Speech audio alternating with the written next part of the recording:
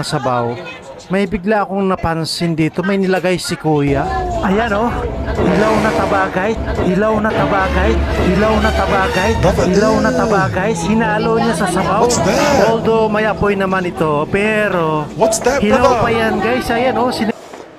Hello guys, what's up once again? This is Palaboy OFW here. So for today's vlog mga idol is re-reviewin natin yung tropa nating si Hiwaga Pares Overload. Nako, sablay.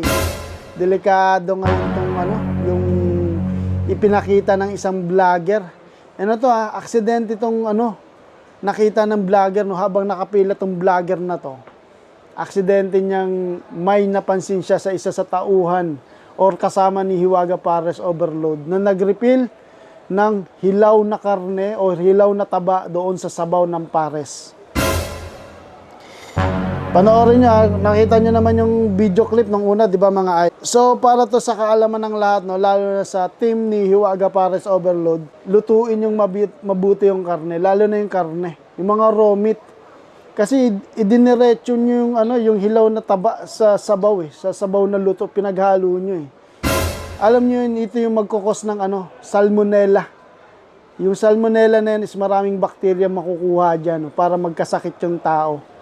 Hindi to magandang halimbawa para sa mga kahit nasa kalye tayo nagtitinda, panatilihin natin yung food safety, food handling, di ba?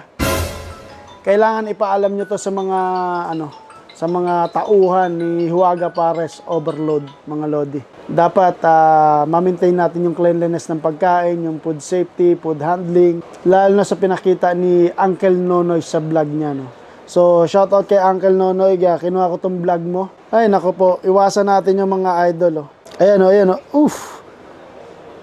Nako po, hilaw na karne, mga idol. Bawal yan.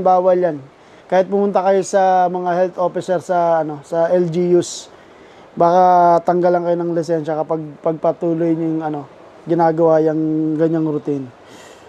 Although sabihin na natin, naiintindihan ko yung mga crew, nagmamadali, gumagawa sila ng magic, pero hindi acceptable yun sa food safety. Kailangan talaga lutuing mabuti yung karne, lalo na yung mga karne. Then open space tayo sa kalsada, mas prone tayo sa mga bakterya. So kailangan pakuluang mabuti, tapos lutuing mabuti bago i-serve sa customer. Delikado yung ginagawa nyo kasi magkakasakit yung tao. So para kay Hiwaga Pares Overload, check nyo itong mabuti itong video na to. Galing kay Uncle Nonoy, sana mabigyang pansin. Hindi kami nambabash dito Nagre-react lang kami according sa nakikita namin. Which is makakatulong naman kami para sa negosyo, para sa tao, sa mga consumers. Nagbabayad kasi sila ng tama Hindi lang naman yan basta-basta pagkain. Tsaka porque sinabing street food, kailangan talaga wala nang pakialam yung sa food safety, sa food handling. So dapat ayusin yan. Lalo na sa namumuno kay Hiwaga Pares Overload Please check nyo tong video na to. And sinasabi ko sa inyo, hindi kami nang-hate dito, hindi kami naninira. Wala kaming ginagawang iba kundi magmatsyag lang sa mga nakikita namin na para sa ikabubuti ng negosyo nyo at para sa mga consumers. So, comment lang sa video na ito mga idol kung may mali akong sinabi o may idadagdag kayo.